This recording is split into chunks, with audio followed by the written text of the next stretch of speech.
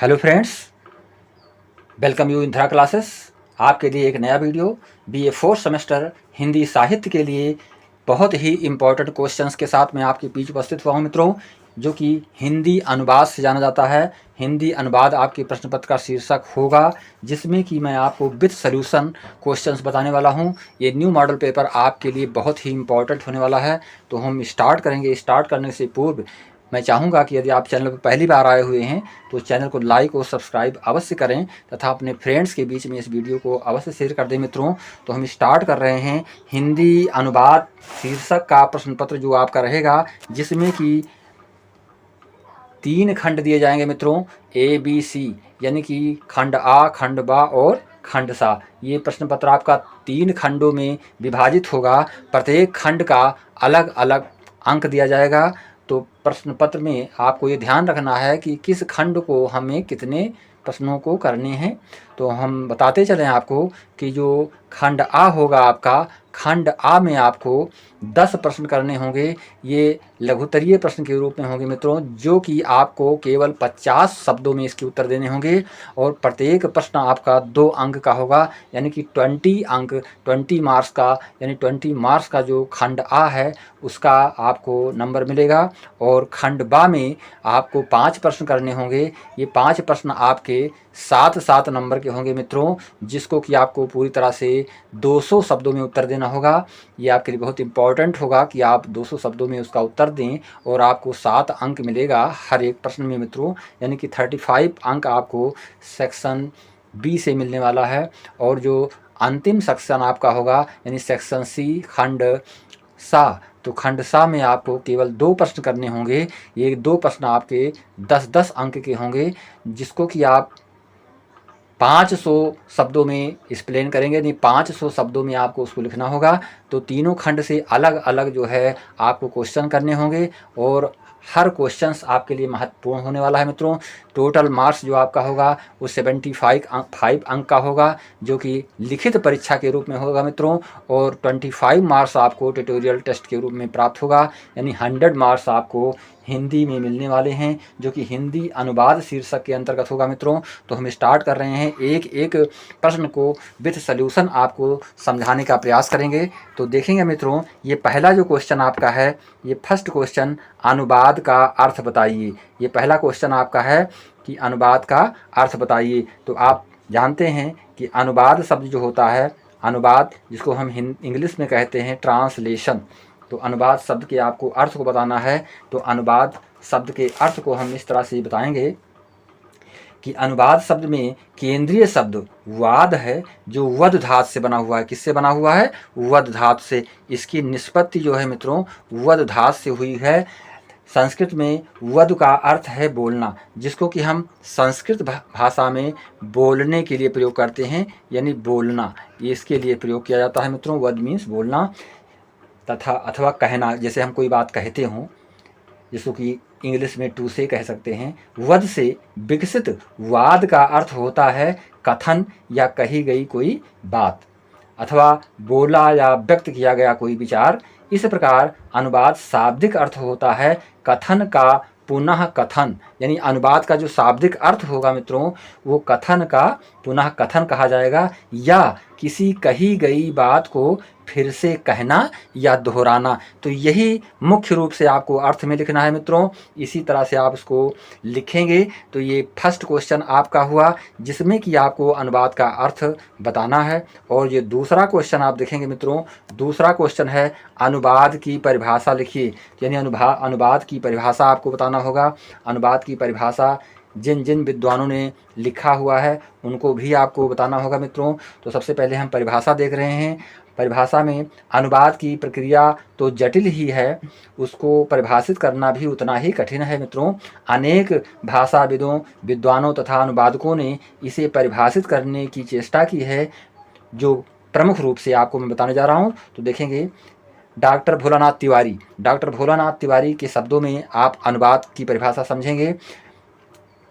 भाषा ध्वन्यात्मक प्रतीकों की व्यवस्था है। उन्होंने क्या बताया कि भाषा ध्वन्यात्मक प्रतीकों की व्यवस्था है, और अनुवाद है इन्हीं प्रतीकों का प्रतिस्थापन।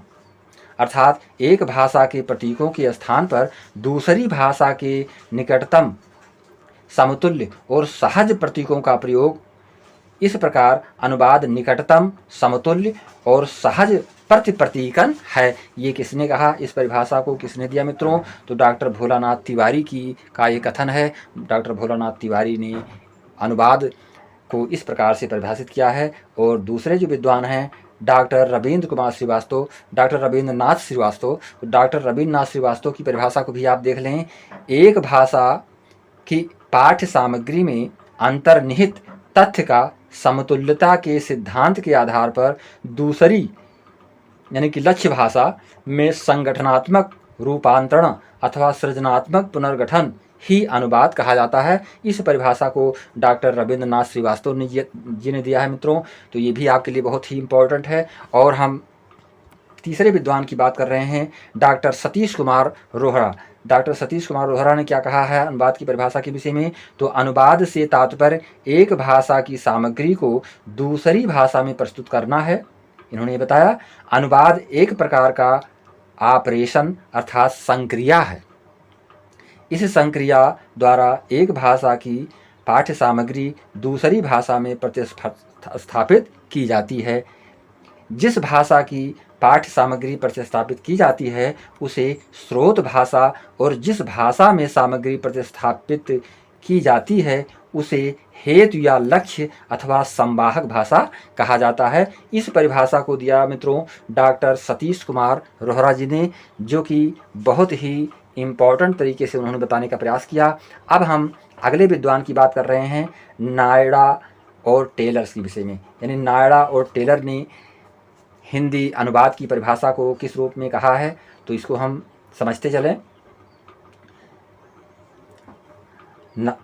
नायडा और टेलर के विचार को मूल भाषा के संदेश के समतुल्य संदेश को लक्ष्य भाषा में प्रस्तुत करने की प्रक्रिया को अनुवाद कहते हैं। इन्होंने बताया संदेश की समतुल्यता पहले अर्थ और फिर शैली की दृष्टि से निकटतम एवं स्वाभाविक होती है।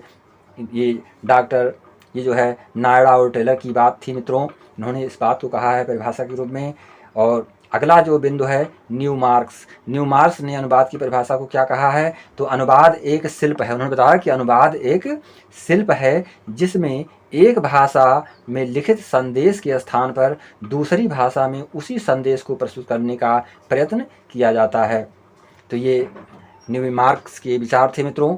अगला जो आपका पॉइंट है डॉक्टर स्टर्ट ने अनुवाद की परिभाषा को इस प्रकार से बताया है, अनुवाद अनुप्रयुक्त भाषा विज्ञान की वह शाखा है जिसका संबंध प्रतीकों के एक सुनिश्चित समुच्चय के दूसरे समुच्चय अर्थ के अंतरण से है। इन्होंने बताया मित्रों डॉक्टर स्टर्ट जी ने।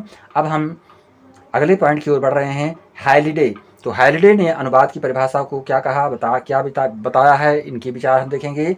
अनुवाद एक संबंध है जो दो या दो से अधिक पाठों के बीच होता है।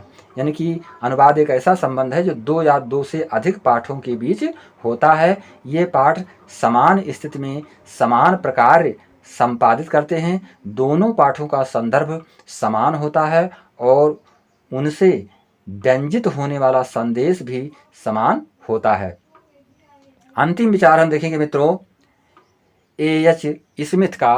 तो A.H. स्मिथ ने अनुवाद के विषय में क्या लिखा है, तो हम देख रहे हैं, अर्थ को बनाए रखते हुए अन्य भाषा में अंतरण करना अनुवाद है। बहुत ही सरल शब्दों में और बहुत ही संक्षिप्त शब्दों में उन्होंने परिभाषा लिखा है मित्रों कि अर्थ को बनाए रखते हुए अन्य भाषा में अंतरण करना अनुवाद है। ये A.H. स्मिथ के विचार थे मित्रों। तो इस प्रकार से हमने 8 विचारों को आपके बीच प्रस्तुत किया हूँ। इसमें से यदि आपने 2-4 विचार को भी समझ लिया और उसको परीक्षा में लिख दिया तो आपको पूरे के पूरे अंक मिलने वाले हैं मित्रों। तो ये अनुवाद की परिभाषा के रूप में क्वेश्चन था। तो बहुत ही इम्पोर्टेंट क्वेश्चन है, प्रायः सभी यूनिवर्सिटी में पूछा जा चुका है। और ऐसी यूनिवर्सिटियों में जैसे कि पूर्वांचल विश्वविद्यालय में और यहाँ पर जो है डॉक्टर राम मनोहर लोहिया अवस्थ विश्वविद्यालय अयोध्या में जो कि पेपर होने वाले हैं, इन विश्वविद्यालयों में भी ये क्वेश्चन 100% तरीके से पूछे जाएंगे, इसमें किसी प्रकार की इफ बट की गुंजाइश नहीं है मित्रों। तो पूरी क्वेश्चन को आप देखते हुए चलेंगे। अब हम तीसरे क्वेश्चन की ओर बढ़ रहे हैं। ये तीसरा क्वेश्चन जो आपका है, अनुवाद हेतु आवश्यक बिंदु क्या है, यानी अनुवाद को करते समय आवश्यक बिंदु के विषय में आपको बताना है कि अनुवाद के लिए जो आवश्यक बिंदु होते हैं इसके बारे में आपको बताना है मित्रों। तो ये आपके लिए बहुत ही इम्पॉर्टेंट क्वेश्चन है। तो हम प्रत्येक बिंदु को आपको बताने जा रहे हैं। तो देखेंगे यहाँ पर अनुवाद हेतु जो है आवश्यक बिंदु, जो आवश्यक बिंदु है उस आवश्यक बिंदु को आपको हम बताएंगे। तो देखेंगे पहला बिंदु इसमें मित्रों है, अनुवाद के लिए स्रोत भाषा और लक्ष्य भाषा का पूर्ण ज्ञान आवश्यक है। ये पहली बात बताई जा रही है कि अनुवाद के लिए स्रोत भाषा और लक्ष्य भाषा का पूर्ण ज्ञान आवश्यक होता है, यानी जिस भाषा में हम ट्रांसलेशन करने जा रहे हैं उस भाषा का ज्ञान और जिस भाषा का ट्रांसलेशन हम कर रहे हैं उस भाषा का ज्ञान दोनों ही आपको होना चाहिए। यदि आप दोनों भाषा का ज्ञान नहीं रखते हैं तो आप अच्छे ट्रांसलेटर नहीं बन सकते हैं, एक अनुवादक नहीं बन सकते हैं मित्रों। तो ये पहली बात हुई। दूसरा बिंदु जो आपको देखना है कि भाषा के साथ साथ विषय का ज्ञान भी अनिवार्य है। भाषा का ज्ञान तो हमको होना ही चाहिए, उसके साथ साथ विषय का भी ज्ञान होना आवश्यक होता है मित्रों अनुवाद करते समय। और जो तीसरा पॉइंट है, स्रोत भाषा सामग्री का अनुवाद लक्ष्य भाषा की प्रकृति के अनुकूल करना चाहिए। जो स्रोत भाषा होती है उसकी सामग्री का जो अनुवाद लक्ष्य भाषा की प्रकृति के अनुकूल करना चाहिए। जो लक्ष्य भाषा जिसका हम अनुवाद कर रहे हैं मित्रों वो उसके प्रकृति के अनुकूल ही होनी चाहिए। और 4 नंबर जो पॉइंट है मित्रों, इसमें आपको बताना है कि सामान्यतः शब्दानुवाद को अच्छा नहीं माना जाता, किंतु वैज्ञानिक तकनीकी और विधि निर्माण के क्षेत्र में शब्दानुवाद आवश्यक होता है। यानी कि शब्दानुवाद जो होता है, जो 2D ट्रांसलेशन होते हैं, लिटरल ट्रांसलेशन होते हैं मित्रों, उसको जो है सही नहीं माना जाता, परंतु जो वैज्ञानिक तकनीकी और विधि निर्माण के क्षेत्र होते हैं उनके लिए तो ये लिटरल ट्रांसलेशन शब्दानुवाद बहुत ही आवश्यक होते हैं। उसमें हम किसी प्रकार साहित्यिक भाषा का प्रयोग नहीं कर सकते, किसी प्रकार का कोई फेरबदल नहीं कर सकते हैं, तो उनके लिए तो ये बहुत ही आवश्यक होते हैं। 5 नंबर पॉइंट में देखेंगे मित्रों, यदि कोई समानार्थी शब्द ना मिले तो उपसर्ग प्रत्यय के सहारे नया शब्द बना लेना चाहिए। यदि हमको अनुवाद करते समय कोई समानार्थी शब्द नहीं प्राप्त होते हैं तो उसके लिए हमको जो है एक नए शब्द बना लेने चाहिए, जिसको कि हम अनुवाद में प्रयोग कर दें समानार्थी शब्द के रूप में। अगला पॉइंट जो आपका है, अन्य संदर्भ और प्रसंग की आवश्यकता के अनुसार अन्य स्वदेशी भाषाओं के उपयुक्त शब्दों का प्रयोग अनुचित होता है। यह पॉइंट हमको लिखना है मित्रों। जो भी संदर्भ है, अन्य संदर्भ और प्रसंग की आवश्यकता के अनुसार जैसा कि आवश्यकता हो उस तरह से अन्य स्वदेशी भाषाओं के उपयुक्त शब्दों का प्रयोग भी हमें अनुचित रूप से करना चाहिए। अगला बिंदु जो आपको पढ़ना है मित्रों, यदि कोई विदेशी शब्द हमारी भाषा का अंग बन चुका है तो उसे ज्यों का त्यों ग्रहण करना चाहिए। यानी कि विदेशी शब्द का मतलब जो भी फॉरेन लैंग्वेज के जो शब्द हैं वो हमारे जीवन में जुड़ जाते हैं, भाषा में जुड़ जाते हैं, तो उसका भी हमें प्रयोग ज्यों का त्यों कर देना चाहिए। जैसे उसमें फेरबदल करने से समझने में कठिनाई हो सकती है, तो उस भाषा को मूलतः उसी रूप में लिख देना चाहिए मित्रों। और अगला पॉइंट है, लोकोक्ति और मुहावरों का अनुवाद बहुत कठिन होता है। यदि लक्ष्य भाषा में पूर्णतः समानार्थी लोकोक्ति मुहावरा ना मिले तो भाषा अनुवाद स्पष्ट कर देना चाहिए। तो यदि लोकोक्ति और मुहावरे से युक्त ट्रांसलेशन है, यदि वैसा शब्द हमको नहीं प्राप्त होता है तो उसके अर्थ को देखते हुए वैसा शब्द हमें प्रयोग करना चाहिए।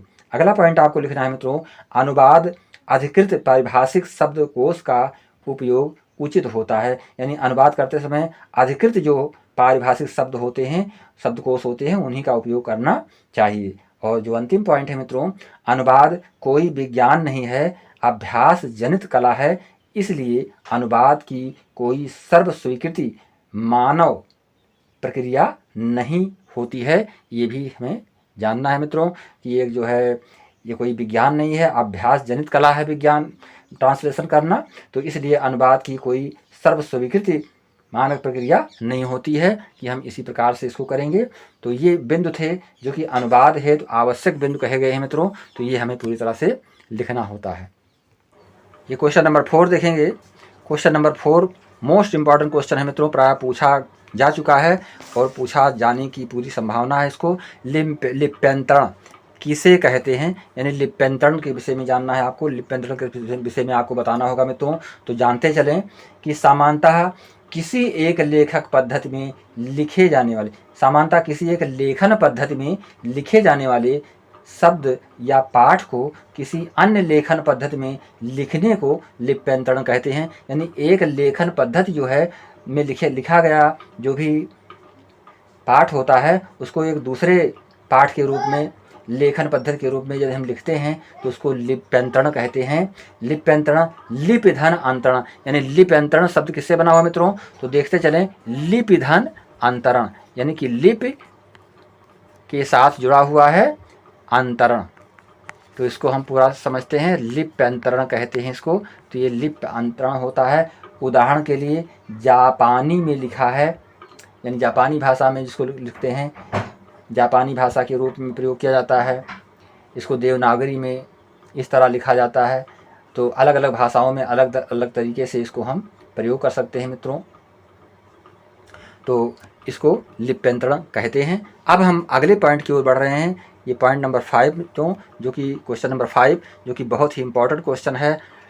मशीनी अनुवाद क्या है, मशीनी अनुवाद के विषय में आपको लिखना है मित्रों। तो देखेंगे मित्रों, ये मशीनी अनुवाद भी बहुत इंपॉर्टेंट क्वेश्चन आपके लिए है। प्रायः जो है पूछे जाने की संभावना है। अवश्य ही इसमें से क्वेश्चन किए जाते हैं और ये क्वेश्चन 100% तरीके से आपसे पूछा जाएगा। पूरी तरह से आप इसको समझ लें। मशीनी अनुवाद क्या होता है, मैकेनिकल ट्रांसलेशन, यानी कि मशीन से संबंधित ट्रांसलेशन जो होता है मित्रों। तो मशीनी अनुवाद का अर्थ है मशीन या कंप्यूटर प्रणाली के माध्यम से एक भाषा से दूसरी भाषा में अनुवाद करना। हमें पूरी तरीके से यही जानना है कि जो मशीनी अनुवाद होता है वो पूरी तरह से कंप्यूटर प्रणाली के माध्यम से किया जाता है मित्रों। तो एक कंप्यूटर प्रणाली के माध्यम से एक भाषा से दूसरी भाषा में अनुवाद करना मशीनी अनुवाद कहलाता है मित्रों। अनुवाद की 3 प्रक्रियाएं सर्वस्वीकृत हैं, विश्लेषण, अंतरण एवं पुनर्गठन। ये 3 प्रक्रिया होती है अनुवाद बनाने की मित्रों। तो मशीनी अनुवाद में ये तीनों प्रक्रिया कंप्यूटर द्वारा संपन्न होती हैं। इन तीनों प्रक्रियाओं का प्रयोग हम कंप्यूटर के द्वारा करते हैं। किसमें, अनुवाद बनाते समय मित्रों, कंप्यूटर में। ये प्रक्रियाएं हैं पाठ का विश्लेषण, यानी कि पाठ को पहले विश्लेषित किया जाए। अंतर्वर्ती प्रक्रिया या अंतरण और प्रजनन, जिसको कि जनरेशन कहते हैं या समायोजन भी कहते हैं। तो इस प्रकार से ये मशीनी अनुवाद के अर्थ को आप लिख सकते हैं, समझ सकते हैं। अब हम इसके कुछ भाग इस प्रकार से बताने जा रहा हूँ आपको, जो कि अनुवाद के रूप में, परिभाषा के रूप में परिभाषित भी किया गया है इसको मित्रों। तो मानव अनुवाद एक मशीनी अनुवाद के अनुसार अनुवाद 2 भिन्न भाषाओं के बीच होने वाली एक भाषिक प्रक्रिया है। लक्ष्य भाषा के पाठ को अनुदित पाठ कहा जाता है। स्रोत भाषा और लक्ष्य भाषा के पाठ का मुख्य आधार इसका निहित संदेश होता है। दूसरे शब्दों में दोनों पाठ निहित संदेश या अर्थ को व्यक्त करते हैं। मशीनी अनुवाद की सार्थकता इसी में है कि मशीन के लिए अनुवाद कार्यक्रम इस प्रकार से तैयार किया जाए कि उससे मशीन सरलतापूर्वक और अच्छी गुणवत्ता, क्वालिटी के साथ वाला अनुवाद कर सके। तो यही मशीनी अनुवाद के विषय में बताया जा रहा है। तो आप पूरी तरह से इसको पढ़ करके जाएंगे, समझ कर जाएंगे, आपके लिए पूरी तरह से ये सरल हो जाएगा मित्रों। अब हम देखेंगे यहाँ पर क्वेश्चन नंबर 6। क्वेश्चन नंबर 6 में पूछा जा रहा है अनुवाद का प्रारंभ कब से माना जाता है। मोस्ट इम्पॉर्टेंट क्वेश्चन मित्रों, अनुवाद के इतिहास के विषय में क्वेश्चन किया जा रहा है कि अनुवाद का प्रारंभ कब से माना जाता है। आपको पूरी तरह से जान लेना है कि अनुवाद का प्रारंभ कब से। तो देखेंगे मित्रों, अनुवाद का प्रारंभ आपको बताना है ये कब से माना जा रहा है, किस समय से इसको जाना जाता है मित्रों। तो हम आपको बताते चलेंगे। वेद, उपनिषद, ब्राह्मण ग्रंथों को आज हम अनुवाद के माध्यम से हृदयंगम कर रहे हैं। आप समझ रहे हैं, जो भी वेद हैं, उपनिषद हैं, ब्राह्मण ग्रंथ हैं, इनको हम आज अनुवाद के माध्यम से हृदयंगम कर रहे हैं। किसी भी भाषा में इसको ट्रांसलेट किया गया, हर भाषा में, तो हर भाषा के लोग, हर भाषाई क्षेत्र के लोग उसको समझ पा रहे हैं, जान पा रहे हैं मित्रों। अन्यथा वैदिक व्याकरण तो दूर, पाणिनि तक को समझना इतना आसान नहीं है। यानी क्योंकि पाणिनि जो है संस्कृत व्याकरण के विद्वान थे, तो उनको समझ पाना, लोगों को जान पाना बहुत ही कठिन था, उनकी भाषा को समझ पाना मित्रों। इसलिए उस भाषा को, संस्कृत भाषा को, वैदिक भाषा को जो है अन्य भाषाओं में भी ट्रांसलेट किया गया। तो अनुवाद का प्रारंभ के लिए बहुत ही आवश्यक हुआ ये चीज़ें। बार बार गीता, भागवत, महाभारत, रामायण के अनुवाद होने लगे। इससे कथानक में कवि प्रतिभा जुड़कर नव नूतन अर्थ और नूतन भाव को विस्तार होने लगा। इस प्रकार हमारी परंपरा, हमारी संस्कृति, हमारे जीवन, हमारे प्राणों में नूतन भाव भरती रही मित्रों। आज भी ये धारा प्रचलित है। इन अमर ग्रंथों का अनुवाद जारी है। पश्चिम के एक बाइबल के अनुवाद में हजारों संस्थाएं एवं हजारों लोग लगे हैं। इस प्रकार अनुवाद का क्षेत्र आज विस्तार पाकर बहुत बड़ा हो चुका है। ईसाईयत के इतने विविध रूप, मत और भेद मिल रहे हैं, पर मूल ईश्वर चेतना एक है। उसका आधार बाइबल अनुवाद के आधार पर विभिन्न दृष्टिकोण देता है। कुरान की मूल भाषा हर मुसलमान के लिए पवित्र है मित्रों, परंतु उसका संदेश उसे अपनी भाषा में अनुवाद करने से ही समझ आता है। जो भी चीज़ें लिखी गई हैं, जब तक एक निजी भाषा में, उस भाषा में, एक क्षेत्रीय भाषा में उसका ट्रांसलेशन नहीं होता मित्रों, तब तक पाठक उस बात को समझ नहीं पाता है। कुरान की आयतों का अर्थ उसके जीवन का अंश तभी बनता है जब वह उसे समझकर उसके अनुसार आचरण करता है। यही अनुवाद का क्षेत्र आ जाता है। यानी कि इसी को हम बात के क्षेत्र के रूप में जानते हैं। तभी से अनुवाद का क्षेत्र आ जाता है, अनुवाद प्रारंभ हो जाता है होना मित्रों। तो ये हम बहुत ही इम्पोर्टेंट तरीके से आपको समझाने का प्रयास कर रहे हैं कि आप पूरी तरह से इसको समझते चलें, एक इतिहास के हिसाब से आप इसको जानते चलें, जिससे आप परीक्षा में पूरी तरह से लिख पाएं मित्रों। अगला क्वेश्चन जो आपका है क्वेश्चन नंबर 7। तो क्वेश्चन नंबर 7 में आपसे पूछा जा रहा है बहुभाषिकता किसे कहते हैं। मोस्ट इम्पॉर्टेंट क्वेश्चन मित्रों, बहुभाषिकता यानी बहुभाषिकता से संबंधित क्वेश्चन आपसे पूछा जाएगा। ये बहुभाषिकता, तो देखेंगे मित्रों क्वेश्चन नंबर 7, बहुभाषिकता किसे कहते हैं। बहुभाषिकता और बहुभाषिक समाज, ये क्वेश्चंस बनते हैं इसमें। तो बहुभाषिकता का तात्पर्य होता है कि बहुभाषिक यानी कि कई भाषाओं में बोले जाना।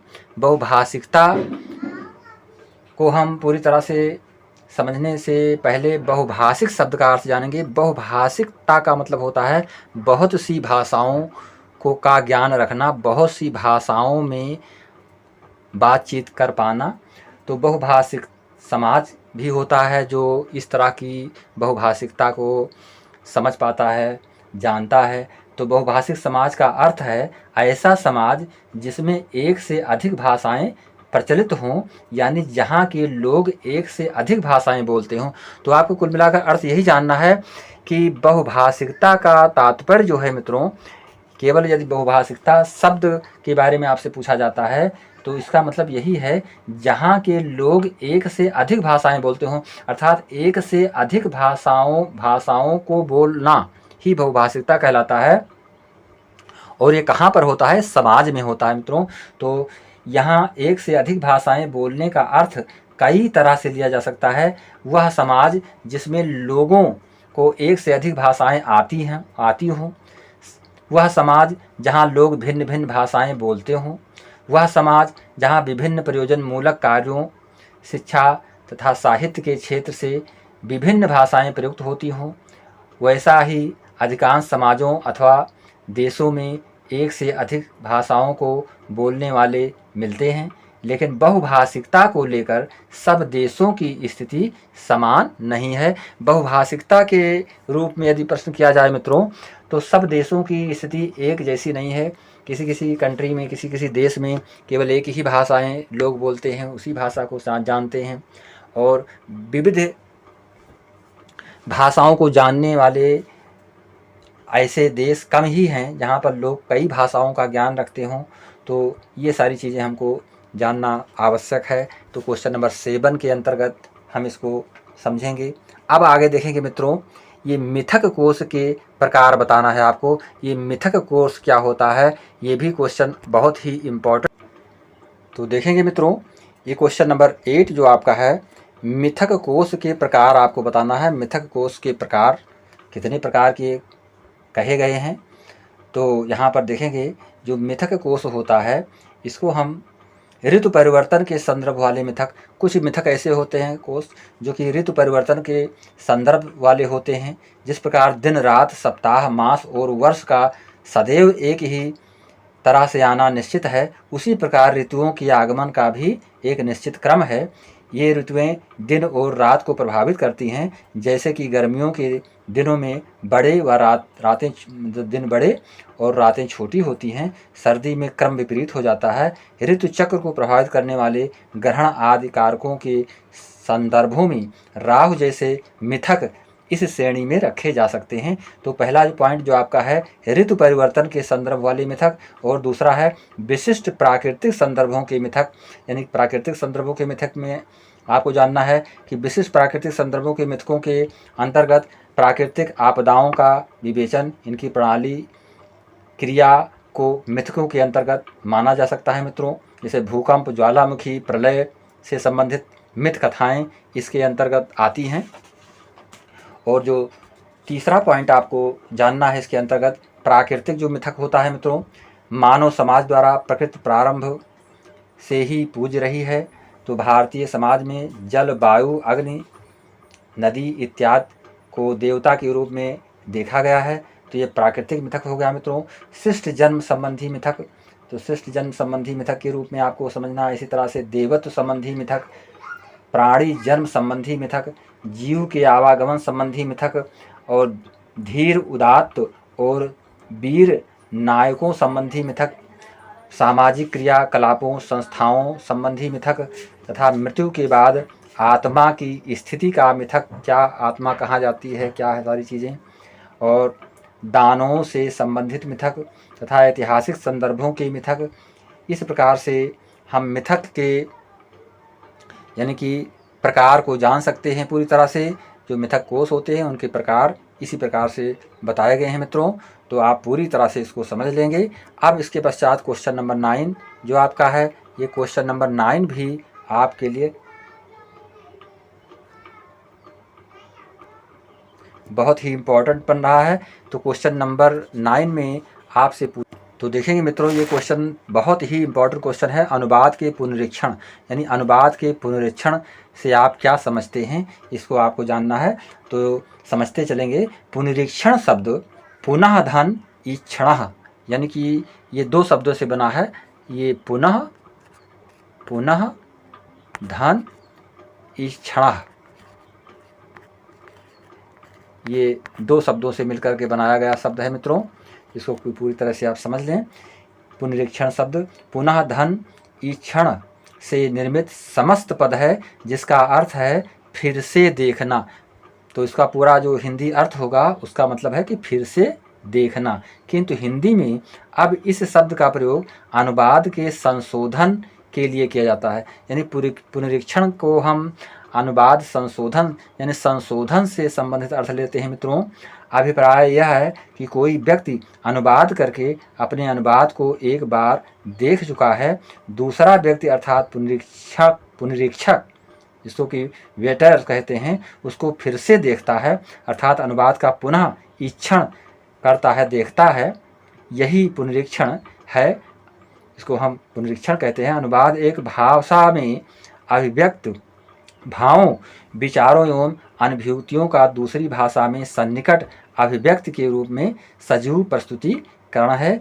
इस प्रस्तुतिकरण से में मूल अर्थ, भाव और संवेदनाओं का अक्षुण्ण रहना और लक्ष्य भाषा में उसकी पुनरावृत्ति होना ही सर्वाधिक महत्वपूर्ण होता है। पुनरीक्षण की आवश्यकता इसलिए पड़ती है कि पुनरीक्षण अनुवाद प्रक्रिया का व्यवहारिक दृष्टि से अलग एवं अंतिम चरण है, अर्थात अनुवाद कार्य के तीनों चरण विश्लेषण, अंतरण और पुनर्गठन संपन्न हो जाने के बाद उसे परिशुद्ध करने का काम अपेक्षित होता है। इसलिए अनुवाद कार्य का संशोधन करने के लिए पुनरीक्षण किया जाता है। यानी अनुवाद कार्य के संशोधन के लिए करने के लिए हम प्राय जो है पुनरीक्षण करते हैं। पुनरीक्षण करते समय मूल रूप से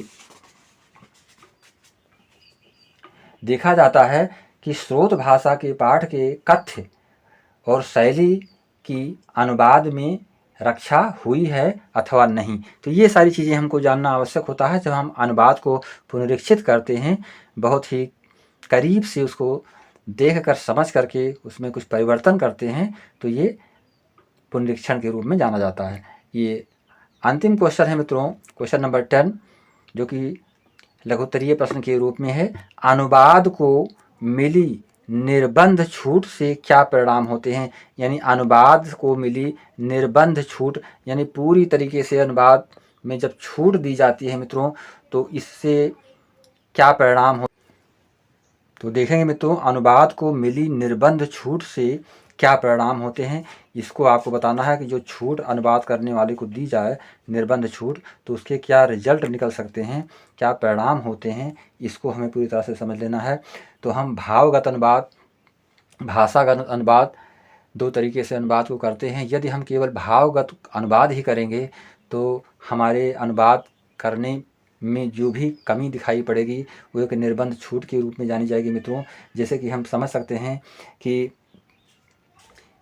यहाँ पर जो है कि ऐसा कोई भी सामान्यीकरण भ्रामक होगा कि कथा साहित्य का अनुवाद काव्यानुवाद की अपेक्षा कम अथवा अधिक कठिन होता है। जो साहित्य अनुवाद होता है वो काव्य अनुवाद की अपेक्षा ज़्यादा कठिन माना जाता है मित्रों।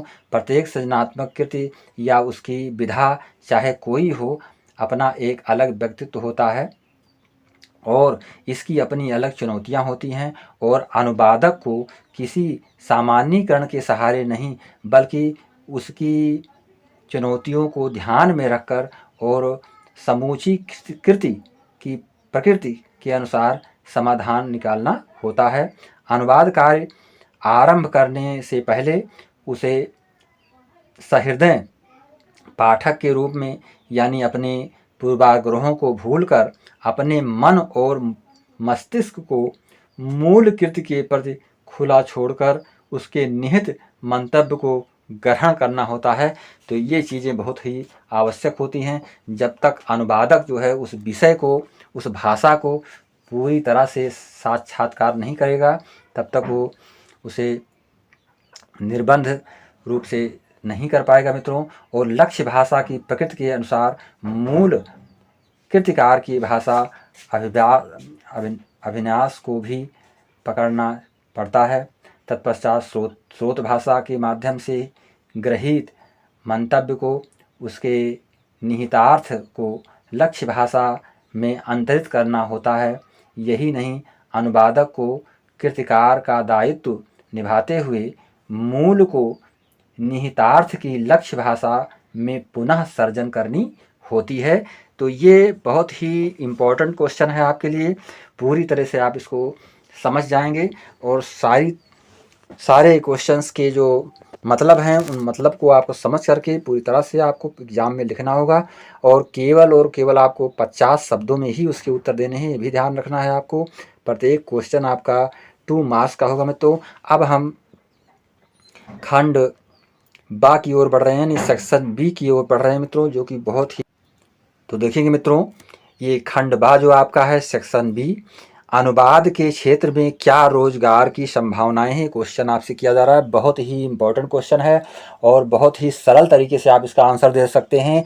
यह अंक आपको 7 अंक दिलाएगा, यानी 7 अंक प्राप्त करने के अधिकारी होंगे। प्रत्येक क्वेश्चन के 7 अंक डिवाइड किए गए हैं मित्रों, यानी 35 क्वेश्चंस आपको, 35 मार्क्स आपको प्राप्त होंगे इस जो है खंड बा में, और 20 क्वेश्चन आपको खंड आ में प्राप्त होंगे, जिसे मैं अभी बताया हूं मित्रों। तो ध्यान देंगे, अनुवाद के क्षेत्र में क्या रोजगार की संभावनाएं हैं, क्या रोजगार की संभावनाएं हो सकती हैं, इसके बारे में आपको लिखना है। तो जैसा कि आप जानते हैं, यदि आप एक अच्छे अनुवादक बन जाते हैं तो अनुवाद के क्षेत्र में आपको तमाम सारे रोजगार के अवसर प्राप्त होते हैं मित्रों। ऐसी कोई बातें नहीं हैं कि यदि आप एक ट्रांसलेटर बन गए हैं तो आपको कोई रोजगार का अवसर नहीं प्राप्त होगा।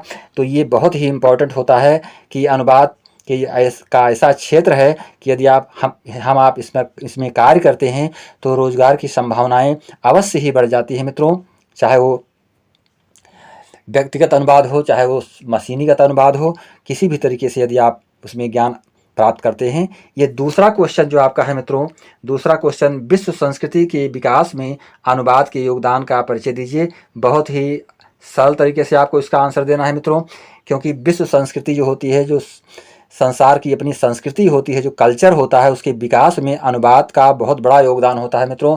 एक संस्कृति वाला देश दूसरी संस्कृति वाले देश में अपनी बात को किस तरह से पहुंचा पावे, किस तरह से पहुंचाता है, वो एक अनुवाद के रूप में ही जाना जाता है मित्रों। जिस भाषा का हमको ज्ञान नहीं होता है, दूसरी भाषा का ज्ञान हमको होता है, तो उस भाषा को हम उसी भाषा में लिख पाते हैं। तो ये बहुत ही बड़ा योगदान होता है किसका, विश्व संस्कृति के विकास में अनुवाद का। तो ये हमें पूरी तरह से समझ लेना है मित्रों। इसके पश्चात देखेंगे question number third. Question number third में कोश के स्वरूप और क्षेत्र पर प्रकाश डालना है, यानी कोश का क्या स्वरूप है और उसका जो है क्षेत्र क्या है, तो इस पर आपको लिखना होगा। यानी तो देखेंगे मित्रों, कोश के स्वरूप और क्षेत्र के विषय में आपसे पूछा जा रहा है। तो इसमें हमें ये जानना है कि पहली चीज़ तो उसके महत्व को हम समझ लेंगे कि जिन शब्दों को आप नहीं समझते हैं उनका अर्थ खोजने के लिए आप शब्दकोश का उपयोग कर सकते हैं। एक अच्छा शब्दकोश आपको अपने विषय को बेहतर ढंग से समझने, संचार में सुधार करने और यह सुनिश्चित करने में मदद कर सकता है कि आप शब्दों का सही उपयोग करते हैं या नहीं। तो ये शब्दकोश के यानी कोश के महत्व के क्षेत्र में जाना जाता है। और इसके स्वरूप के विषय में मित्रों आपको समझ लेना होगा कि एक अच्छा शब्दकोश उपयोग के उदाहरण प्रदान करता है। हिंदी शब्दकोश में हिंदी वर्णमाला का अनुसरण किया जाता है मित्रों। इसमें अर्थ, उपयोग, व्याकरण, वर्तनी और उच्चारण शामिल होते हैं। भाषा सीखने वालों के लिए अच्छा शब्दकोश एक आवश्यक उपकरण है। मूल रूप से एक शब्दकोश शब्दों के एक समूह को उनके बारे में जानकारी के साथ सूचीबद्ध करता है। शब्दकोश में शब्दों की व्युत्पत्ति, स्रोत, लिंग, शब्द रूप एवं विभिन्न संदर्भपरक अर्थों के बारे में जानकारी दी जाती है। एक अच्छा शब्दकोश प्रत्येक शब्द के बारे में व्याकरण संबंधी जानकारी देता है। सबसे बुनियादी प्रकाश भाषण का हिस्सा है। यह है कि क्या शब्द का संज्ञा, क्रिया, विशेषण आदि। तो पूरी तरह से हम इसको समझ सकते हैं मित्रों कि इसके स्वरूप के बारे में, इसके क्षेत्र के विषय में कि किस जगह पर इसका प्रयोग होता है, किस तरह से हम इसको कर सकते हैं, कितनी आवश्यकता है भाषा के क्षेत्र में कोश का मित्रों। तो ये क्वेश्चन आपके लिए बहुत ही इम्पोर्टेंट हो रहा है। इसके पश्चात देखेंगे क्वेश्चन नंबर 4 में पुनरीक्षण के क्या स्तर हैं, स्पष्ट कीजिए। तो पुनरीक्षण का मतलब होता है निरीक्षण, पुनरीक्षण, यानी पुनः किसी चीज़ को देखा जाए, उसमें संशोधन किया जाए, उसको पूरी तरह से त्रुटि विहीन किया जाए मित्रों। तो पुनरीक्षण के स्तर के विषय में आपको बताना होगा। तो देखेंगे मित्रों, ये क्वेश्चन नंबर 4, पुनरीक्षण के क्या स्तर हैं, स्तर को आपको बताना है कि पुनरीक्षण किन किन स्तरों पर किया जाता है। इसको आपको पूरी तरह से समझ लेना है। तो हम देखेंगे कि पुनरीक्षण की इस सामग्री और संकल्पनात्मक संशोधन की प्रक्रिया में अनेक चरण अथवा सोपान क्रमागत रूप से संपन्न होते हैं, जिनमें पुनरीक्षण एक पाठक के रूप में मूल पाठ को अनुदित पाठ के साथ मिलाकर पढ़ता है तथा यह देखता है कि मूल पाठ छूटा तो नहीं है। यदि है तो उसका क्या कारण हो सकता है, या फिर उसकी आवश्यकता है अथवा नहीं, और क्या उस पाठ को फिर से अनुदित कराया जाना चाहिए अथवा उसका भाव दे दिया गया है। ये मूल पाठ तथा अनुदित पाठ का आपस में मिलान करने पर आशय की पूर्णाभिव्यक्ति को भी इस प्रक्रिया में परखता है। इस प्रकार मिलान के उपरांत यदि कोई अशुद्धि या कमियां दिखाई देती हैं तो पुनरीक्षक उन्हें पूरा करने का प्रयत्न भी करता है। ये अशुद्धि संदर्भ अथवा तथ्यागत अपर्याप्तता के कारण अनुवादक से होनी संभव है।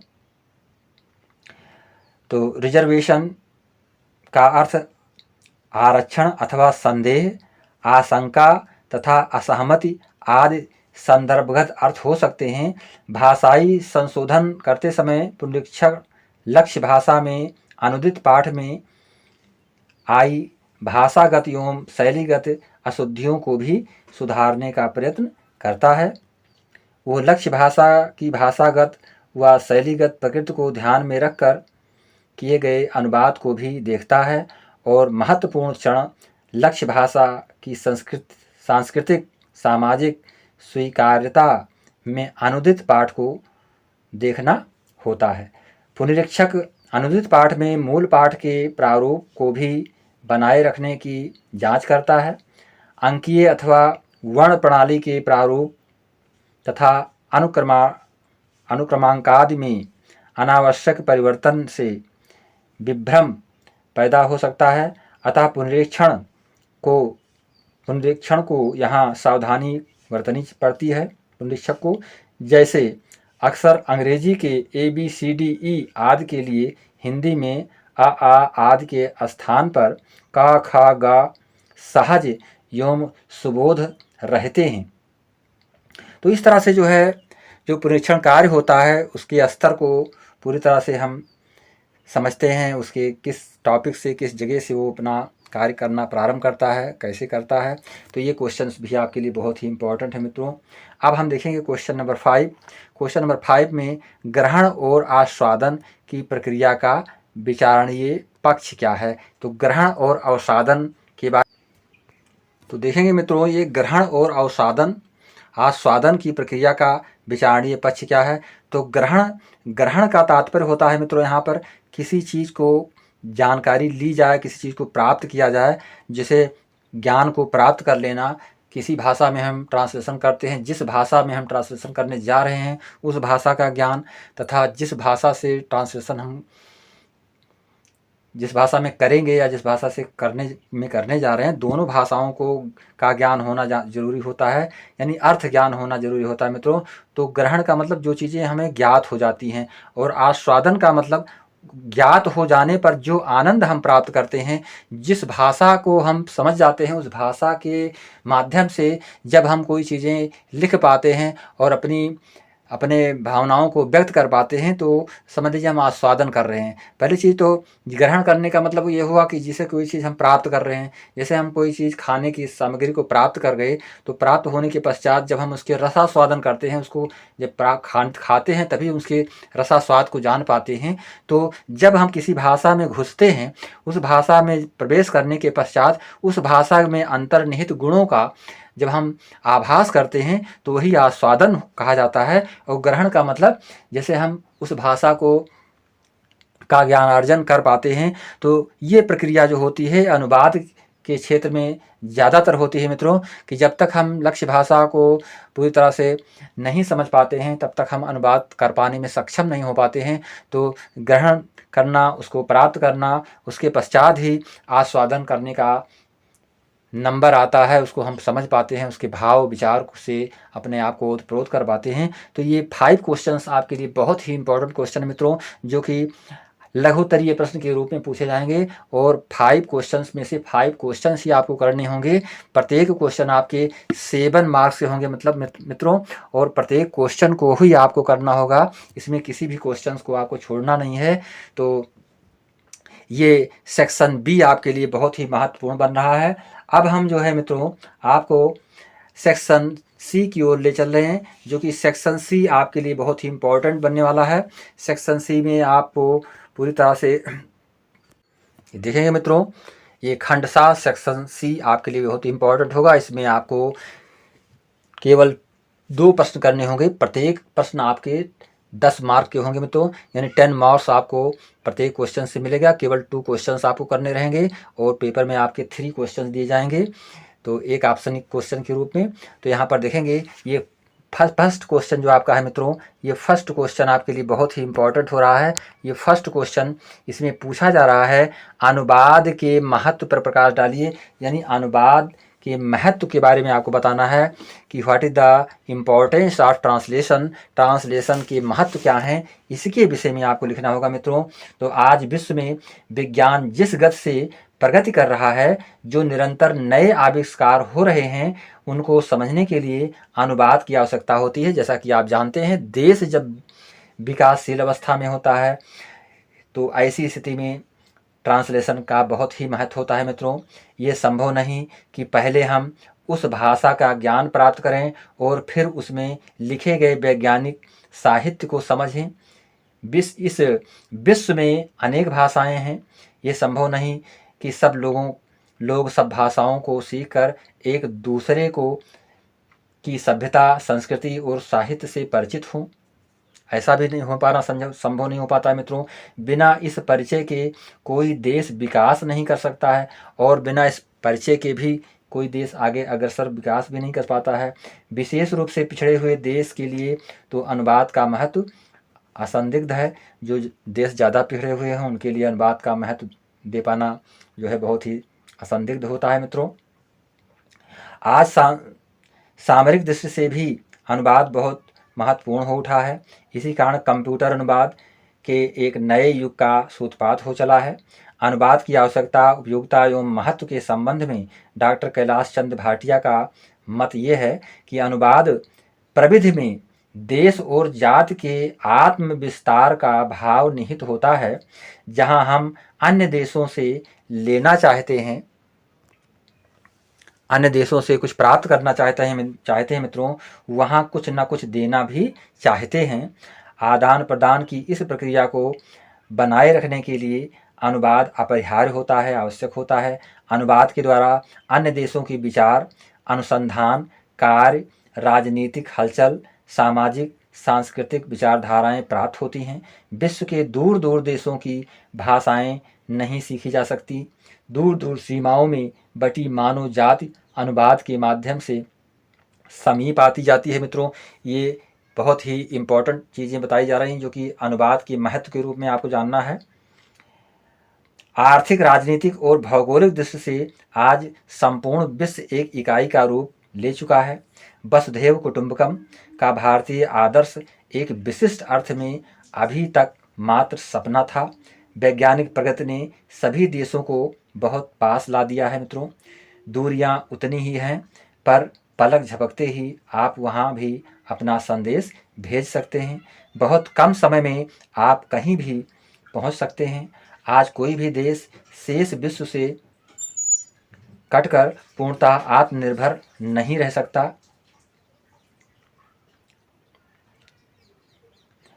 प्रगति और विकास नहीं कर सकता, किंतु एक देश और दूसरे देश के बीच भाषा संबंधी दूरी अभी भी बनी हुई है मित्रों।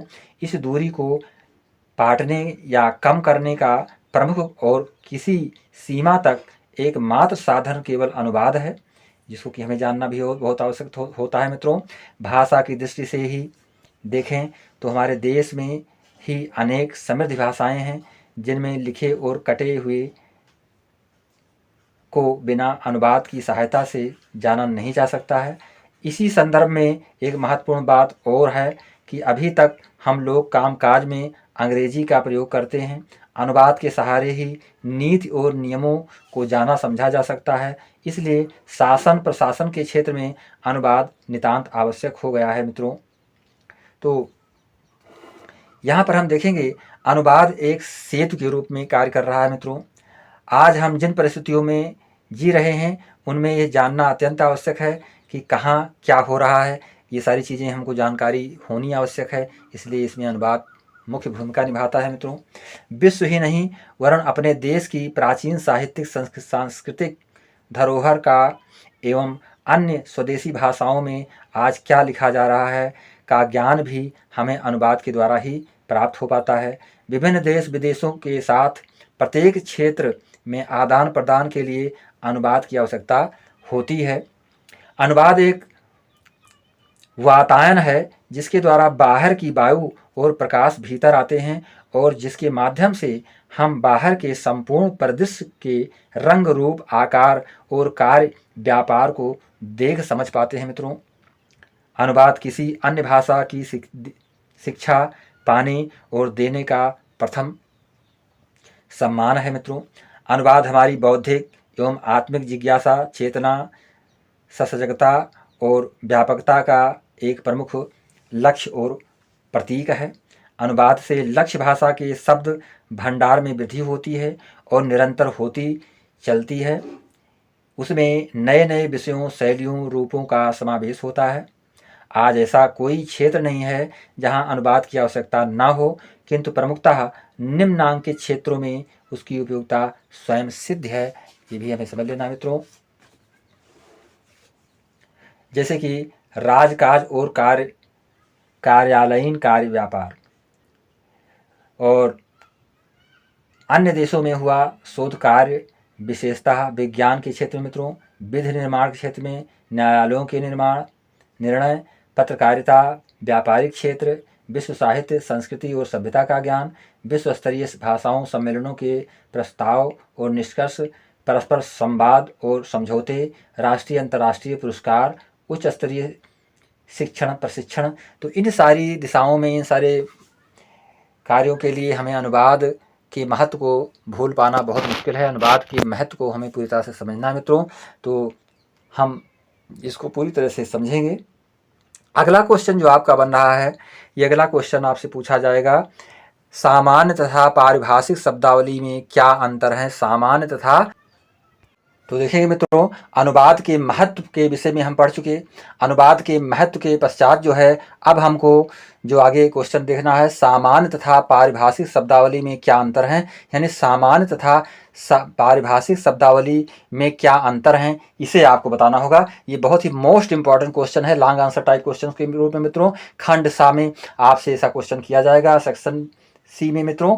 तो देखेंगे, अर्थ की दृष्टि से किसी भाषा की शब्दावली दो प्रकार की होती है, सामान्य शब्दावली और पारिभाषिक शब्दावली। यानी कि अर्थ की दृष्टि से देखा जाए मित्रों, तो किसी भी अर्थ की दृष्टि से जो भाषा होती है, तो भाषा की शब्दावली दो प्रकार से मानी जाती है, सामान्य शब्दावली और दूसरी पारिभाषिक शब्दावली। ऐसे शब्द जो किसी विशेष ज्ञान के क्षेत्र में एक निश्चित अर्थ में प्रयुक्त होते हैं, वो पारिभाषिक शब्द होते हैं मित्रों, ये हमें जानना है। और जो शब्द एक निश्चित अर्थ में प्रयुक्त नहीं होते, वो सामान्य शब्द होते हैं। तो यही अंतर हमको समझ लेना है इसमें मित्रों। डॉक्टर भोलानाथ तिवारी जी ने बताया है इसके विषय में। अनुवाद के अनुपात संपादकीय में इसे और स्पष्ट करते हुए कहा है कि पारिभाषिक शब्द ऐसे शब्द को कहते हैं जो सामान्य व्यवहार की भाषा के शब्द न होकर भौतिकी, रसायन, प्राण विज्ञान, दर्शन, गणित, इंजीनियरिंग, विधि, वाणिज्य, अर्थशास्त्र, मनोविज्ञान, भूगोल आदि ज्ञान विज्ञान के विभिन्न क्षेत्रों के विशिष्ट शब्द होते हैं और जिनकी अर्थ सीमा सुनिश्चित और परिभाषित होती है। ऐसे विशेष में परिभाषित होती है, क्षेत्र विशेष में इन शब्दों का विशिष्ट अर्थ होता है। ये बताया है डॉक्टर भोलानाथ तिवारी जी ने। प्रसिद्ध विद्वान आचार्य रघुवीर बड़े ही सरल शब्दों में पारिभाषिक और साधारण शब्दों में अंतर स्पष्ट करते हुए कहा है मित्रों, पारिभाषिक शब्द का अर्थ है जिसकी सीमाएं बांध दी गई हैं, और जिनकी सीमा नहीं बांधी जाती है वे साधारण शब्द होते हैं। पारिभाषिक शब्दों को स्पष्ट करने के लिए अनेक विद्वानों ने अनेक प्रकार से परिभाषाएं निश्चित करने का प्रयत्न किया है। डॉक्टर रघुवीर सिंह के अनुसार पारिभाषिक शब्द वह होता है जिसका प्रयोग किसी विशेष अर्थ में संकेत रूप से होता है, यानी कि संकेत रूप में हम उसका प्रयोग करते हैं, वो पारिभाषिक शब्द होता है मित्रों। पारिभाषिक शब्दों में अनुवाद जो है तथा सामान्य शब्दों में अनुवाद जब हम करते हैं तो अंतर स्वतः स्पष्ट हो जाते हैं। तो अब हमको ये देखना है कि यदि हम पारिभाषिक शब्दावली का प्रयोग करके ट्रांसलेशन करते हैं या सामान्य शब्दों का प्रयोग करके ट्रांसलेशन करते हैं तो क्या अंतर स्पष्ट होते हैं, इसको भी हम देखते चलेंगे। पारिभाषिक शब्दों में अनुवाद की भूमिका निम्नवत प्रकार से बताई गई है मित्रों।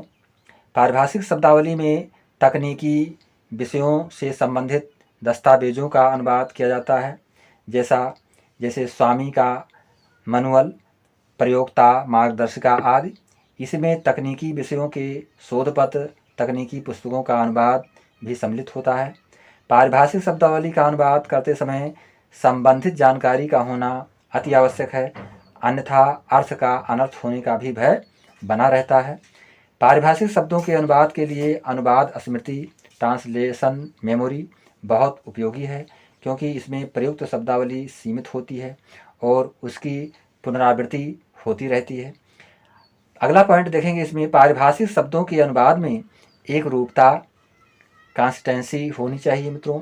पारिभाषिक शब्दावली के अनुवाद का तकनीकी संचार से घनिष्ठ संबंध होता है। तो ये सारी चीज़ें आपको समझ लेना बहुत ही आवश्यक है पारिभाषिक शब्दावली के विषय में। और सामान्य शब्दावली जो होती है हमारी, जिस भाषा का हम प्रयोग करते आते हैं, तो दोनों में क्या अंतर हैं, किस तरह से हम इसके अंतर को समझ पाएंगे, ये चीज़ें आपके समझ में आ गई होंगी मित्रों। अब हम अगले क्वेश्चन की ओर बढ़ रहे हैं मित्रों।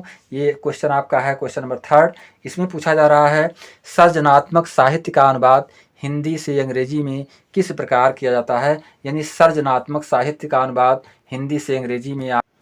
तो देखेंगे मित्रों, जो सर्जनात्मक साहित्य होते हैं, सर्जनात्मक साहित्य का अनुवाद हिंदी से अंग्रेजी में किस प्रकार से किया जाता है, तो इसको हम समझेंगे। जो सर्जनात्मक साहित्य अपनी कृति के माध्यम से अपने अंतर्मन की जिस उमड़न घुमड़न को व्यक्त करना चाहता है, वह उसे स्पष्ट नहीं होती, बल्कि वह उसके चेतन की को पकड़ से बार बार फिसलकर अचेतन की गहराइयों में खो जाती है मित्रों। और कृतिकार उसे बार बार अवचेतन की जड़ से निकालकर चेतन की भाषा में डालने का प्रयास करता है। सामान्यतः जिसे हम भाषा कहते हैं, वो हमारे चेतन की ही उपज है मित्रों, जो भाषा होती है।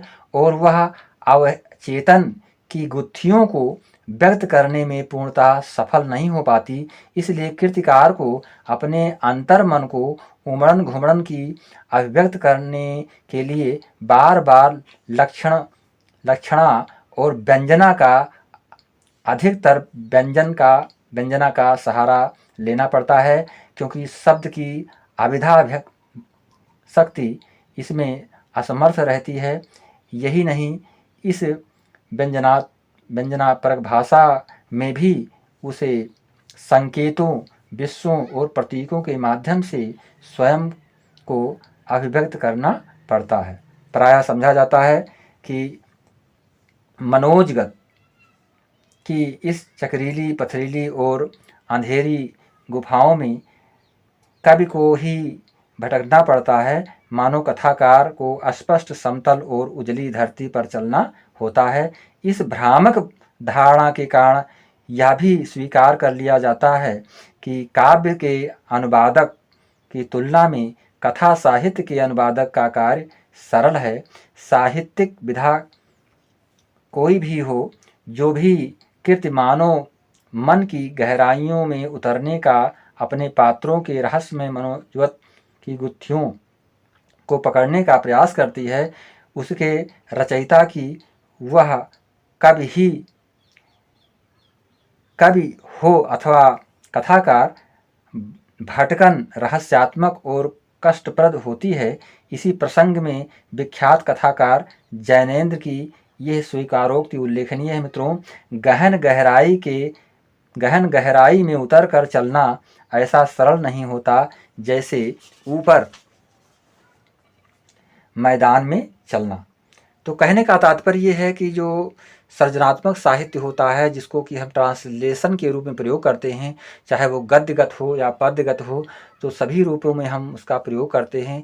इसमें जो गद्यगत साहित्य होते हैं उनका ट्रांसलेशन और जो पद्यगत साहित्य होते हैं उनका ट्रांसलेशन, दोनों में भिन्नताएं यही हैं कि जो पद्यगत साहित्य होते हैं मित्रों, वो जो है काव्यगत, उसमें जो है कठिनाई का महसूस किया जाना स्वाभाविक होता है, और जो गद्यगत साहित्य होते हैं वो उतनी कठिनाई के धारा में नहीं होते हैं। तो हिंदी से अंग्रेजी में किस प्रकार से ट्रांसलेशन करते हैं और अंग्रेजी से हिंदी में किस प्रकार से ट्रांसलेशन करते हैं, ये आपको बताना आवश्यक है, तो हम बताएंगे आपको। इसको देखें आप यहाँ पर, ये मूल त्यागपत्र जैनेन्द्र, ये जो हिंदी है मूल त्यागपत्र जैनेन्द्र, नहीं भाई पाप पूर्ण की समीक्षा मुझसे ना होगी। द रेजिग्नेशन वासान, no no I will not sit to जज ऑफ गुड एंड इविल। तो ध्यान देंगे, जज हूँ, कानून की तराजू की मर्यादा जानता हूँ। I cannot measure virtue and wish, being a judge given a uphold the scales of justice। पर इस तराजू की जरूरत को भी जानता हूँ। I know that law has a value without being just।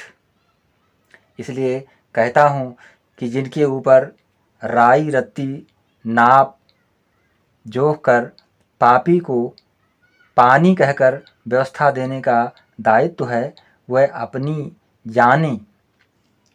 This is why I say it is not for me to weigh men sin against their virtues and to pronounce the sinner sinful for the sake of the righteous. तो इस तरह से मित्रों, तो इसमें जो पाठक होता है मित्रों, जो अनुवादक होता है और जो पाठक होता है, दोनों के बीच में सामंजस्य बैठाना पड़ता है कि जिस भाषा का ट्रांसलेशन हम कर रहे हैं, इंग्लिश टू हिंदी, तो हिंदी टू इंग्लिश, उसको उस स्तर के से समझा जाएगा, लोग समझ पाएंगे। सारी चीज़ें हमको जानना आवश्यक होती है। जो हमारी लक्ष्य भाषा होती है, जो हमारी ट्रांसलेशन की जिसमें हम करने के लिए जाते हैं, तो तमाम सारी चीज़ों को इसके रूप में जानना आवश्यक होता है, जो सृजनात्मक साहित्य का एक भाग होता है। तो ये 3 क्वेश्चंस इसमें आपको मैंने दिया है। 3 क्वेश्चंस में से आपसे 2 क्वेश्चंस पूछे जाएंगे जो आने वाले एग्जाम के लिए आपके लिए बहुत ही महत्वपूर्ण बन रहे हैं मित्रों। तो मैं चाहूँगा कि आप चैनल को लाइक और सब्सक्राइब करके बेल आइकन अवश्य प्रेस कर देंगे मित्रों, तथा अपने फ्रेंड्स के बीच में इस वीडियो को अवश्य शेयर करें, तथा कमेंट के रूप में हम तक अपनी प्रतिक्रिया को अवश्य प्रेषित करें, जिससे मैं आपके सुझाव को ले पाऊँ और मैं आपको 5th सेमेस्टर का भी वीडियो प्रदान करूंगा मित्रों।